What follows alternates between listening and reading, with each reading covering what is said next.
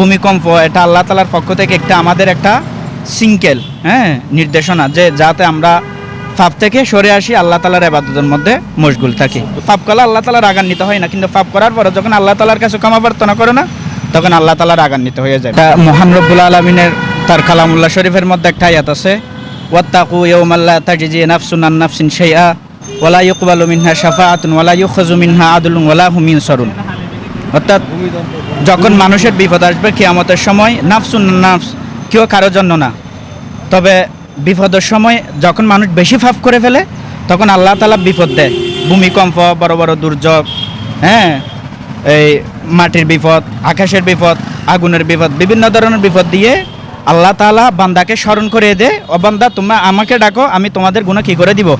ক্ষমা করে দিব। লা তাকুনাতু মির রাহমাতিল্লাহ, আল্লাহ তাআলার রহমত থেকে নিরাশ না হতে নিষেধ করে দিয়েছেন। মানে তোমাদের পাপ যত হোক না কেন, লা তাকুনাতু মির রাহমাতিল্লাহ ইন্নাল্লাহ ইয়াগফিরুয যুনুবা জামিআ, তোমাদের যত গুনাহ আছে সবগুলো গুনাহ আল্লাহ তাআলা কি করে দিবে?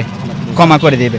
তো আল্লাহ তাআলার নির্দেশনা হচ্ছে তোমরা পাপ করবা, পাপ করলে আল্লাহ তাআলা রাগান্বিত হয় না, কিন্তু পাপ করার পরে যখন আল্লাহ তাআলার কাছে ক্ষমা প্রার্থনা করো না, তখন আল্লাহ তাআলা রাগান্বিত হয়ে যায়। মানুষ যখন পাপ করে তখন সাথে সাথে তওবা করে ফেলতে বলছে, কারণ ও পরবর্তী তওবা করার জন্য সময় নাও হইতে পারে।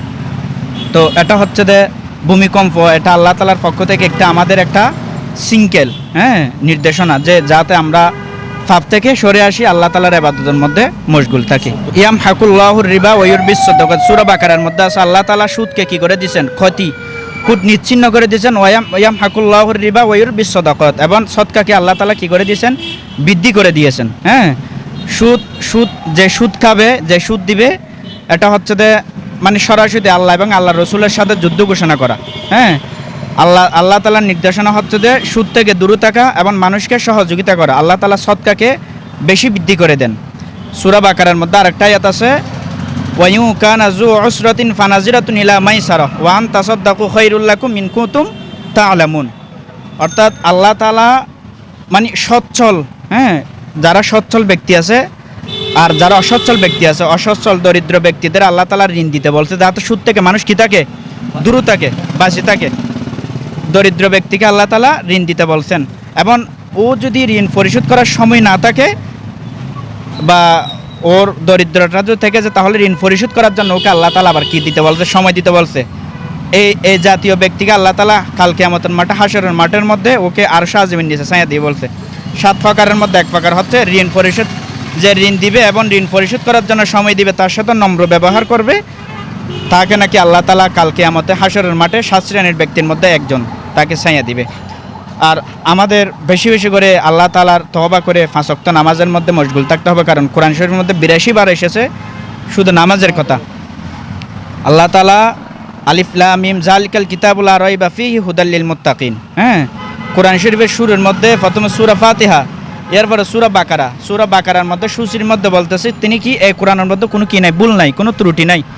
এরপরে বলতেছে হুদাল লিল মুত্তাকিন, মুত্তাকিনদের জন্য, আল্লাযীনা ইউমিনুনা বিল গায়বি ওয়া ইয়াকিমুনাস সালাহ, তোমরা যদি আল্লাহ এবং আল্লাহর রসুল ও দৃশ্যকে, মালাইকাকে, ফেরেশতাকে বিশ্বাস করে থাকো, ওয়া ইয়াকিমুনাস সালাহ, নামাজ প্রতিষ্ঠা করো। নামাজ কিন্তু পড়ার জন্য বলে নাই, নামাজ প্রতিষ্ঠা করার জন্য। আমি নিজে নামাজ পড়লে আপনাকে আদেশ করতে পারবো, ভাই চলেন নামাজ পড়ে আসি।